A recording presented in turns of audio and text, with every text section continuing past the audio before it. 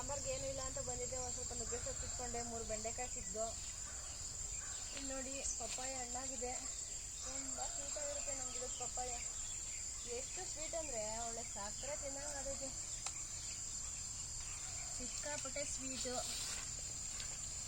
ನಾವು ಫ್ರೂಟ್ಸ್ ಏನು ಕೊಂಡೋದು ಇಲ್ಲ, ತರಕಾರಿನೂ ಕೊಂಡೋದಿಲ್ಲ. ಸಾಂಬಾರ್ಗೇನಿಲ್ಲ, ನುಗ್ಗೆ ಸೊಪ್ಪು ಇಟ್ಕೊತೀನಿ. ಇನ್ನೇನು ಮೆಣಸಿನ್ಕಾಯಿ, ಬೆಂಡೆಕಾಯಿ, ಟೊಮೊಟೊ ಎಲ್ಲ ನಾವೇ ಬೆಳ್ಕೊಂಡಿದ್ದೀವಿ.